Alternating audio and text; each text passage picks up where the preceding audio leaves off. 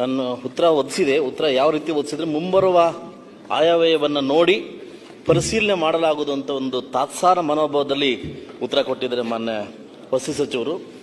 ನಾನು ಮುಳಬಾಗಿಲು ತಾಲೂಕು ಕ್ಷೇತ್ರ ಪರಿಶಿಷ್ಟ ಜಾತಿ ಮೀಸಲು ಅಭ್ಯರ್ಥಿ ಶಾಸಕನಾಗಿದ್ದು, ಕರ್ನಾಟಕ ಮತ್ತು ಆಂಧ್ರ ಗಡಿಭಾಗದ ಒಂದು ಕ್ಷೇತ್ರ ಆಗಿದ್ದು ಗೊತ್ತಿದೆ ಅಲ್ಲ ನಾನು ಅವ್ರಿಗೆ ವಿವರಿಸ್ತೀನಿ ಏನಂತ ನಮ್ಮ ಬಾದ ವಿವರಿಸ್ತೀನಿ. ಪ್ರಶ್ನೆ ಕೇಳಿ.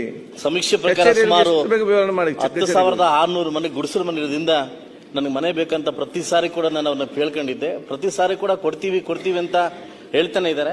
ಸಾಕಷ್ಟು ಶಾಸಕರ ಗೋಳು ಕೂಡ ಅದೇ ಆಗಿದೆ. ವಸ್ತಿ ಇಲ್ಲ ಕೊಡ್ತಕ್ಕಂತ ಉದ್ದೇಶ ಸರ್ಕಾರಕ್ಕೆ ಇದೆಯೋ ಇಲ್ಲೋ ಅಂತ ಈ ಸದ್ನ ಉತ್ತರ ಕೊಟ್ಟು ನಾನು ಅದನ್ನ ತಗೊಂಡಾಗ ಜನಕ್ಕೆ ಕೇಳ್ತೀನಿ.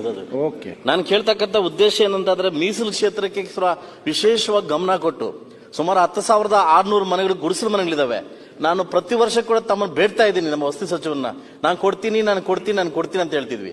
ನಾನು ಒಂದೇ ಹೇಳೋದು, ವಿಶೇಷವಾಗಿ ಗಡಿನಾಡಿರ್ತಕ್ಕಂಥ ಭಾಗಗಳಿಗೆ ತಾವು ಗಮನ ಕೊಟ್ಟು, ಮುಖ್ಯಮಂತ್ರಿ ಗಮನ ಕೊಟ್ಟು ದಯವಿಟ್ಟು ಇದಕ್ಕೆ ಆದ್ಯತೆ ಕೊಡಬೇಕಂತ ತಮ್ಮಲ್ಲಿ ಮನವಿ ಕೇಳ್ತಾ ಇದ್ದೀನಿ. ಶಾಸಕರ ಒತ್ತಾಯವನ್ನು ಗಮನದಲ್ಲಿ ಇಟ್ಕೊಳ್ತೇವೆ ಮಾನ್ಯ ಅಧ್ಯಕ್ಷರೇ.